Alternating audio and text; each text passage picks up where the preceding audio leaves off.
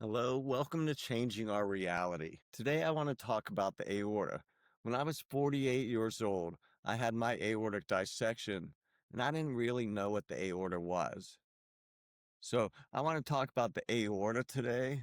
I want to talk about an aortic dissection and an aneurysms and the things that might happen after you get through an aortic dissection. The aortic valve is where the aorta starts. It's like a candy cane.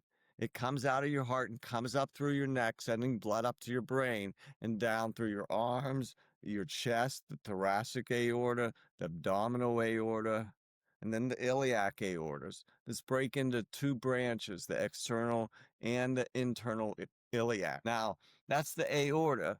When we get into the aorta dissection, you have to know the aorta has its three layers.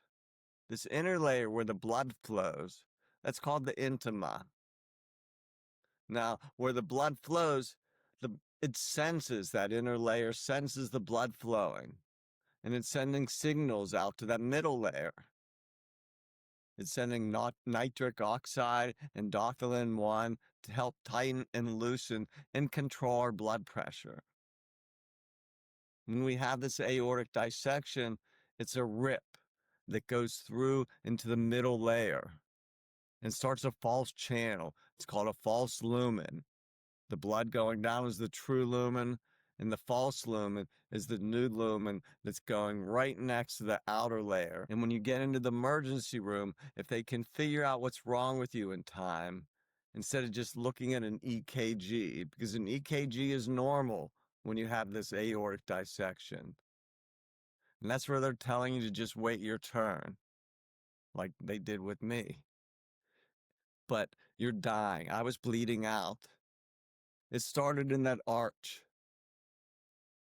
I was bleeding out in the arch, and as soon as I was screaming as loud as I could, profanities, and a nurse came in and told me I couldn't yell like that. I'm going to have to just wait my turn. And I felt bad. I started screaming, I'm sorry, right when my leg turned blue.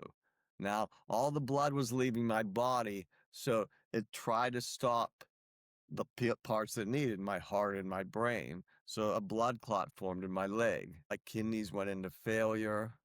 And then they put me up into the operating room and started to put blood in me and tried to figure out what was wrong with me. Once they figured out what was wrong with me, they sent me to another hospital. And by that time, it was so late. The surgeon came out and told my parents I had less than a 10% chance of survival.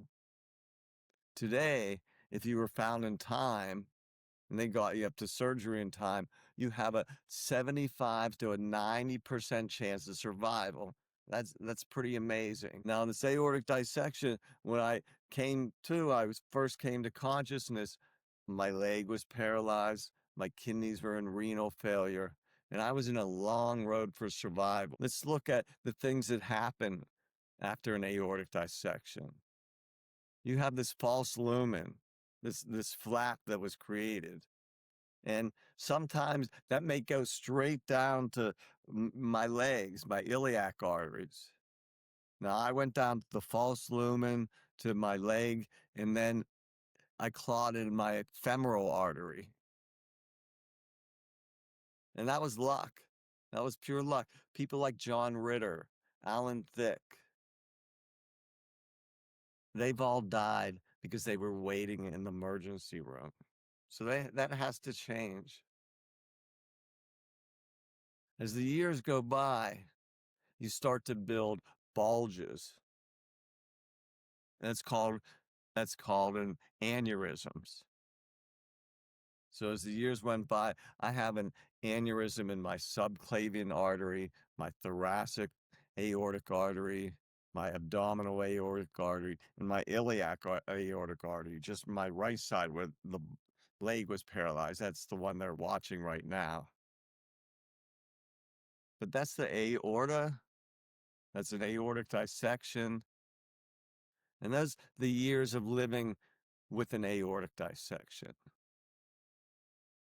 And those thrombosis build up which will start to block that false lumen and start to build up scar tissue. And that's better. That's healing. You're going to block up that false lumen. It's going to start to go down the true lumen again. But parts of that can break off. It did for me when I was doing some yoga, and it caused a stroke. But since the year of 2012, 2 out of 10 patients made it past 10 years. Now, here I'm looking at patients because of the new surgeries that are coming out, the new ways of checking to see if you need surgeries faster, the way they're doing surgeries faster. People are surviving 20, 30, even 40 years after that first surgery. So just like my Crohn's disease, where my grandfather died of Crohn's disease because he could not go into the hospital and get this TPN that for a month or two because my grandma was at home with a stroke. He chose death. Now I'm here with TPN, losing weight. I'm down to 98 pounds. I was down to 98 pounds. I was able to do it at home. People were able to come to my house 2 or 3 times a week. I was getting supplies to my house twice a week. So I was able to build my weight up 15 pounds at home. People are surviving longer. And that's what's happening with the aortic dissection. You don't have to worry about, oh, this is my first, second, third, fourth aortiversary. Because you're going to live a long time. Take control of your blood pressure. Take control of your diet. And you have nothing to worry about. Because it's probably happened when you were older of age like mine at 48. If I make it 30, 40 years, I'm going to be in my 70, 80 years old. And that will be long enough. So take care of yourself.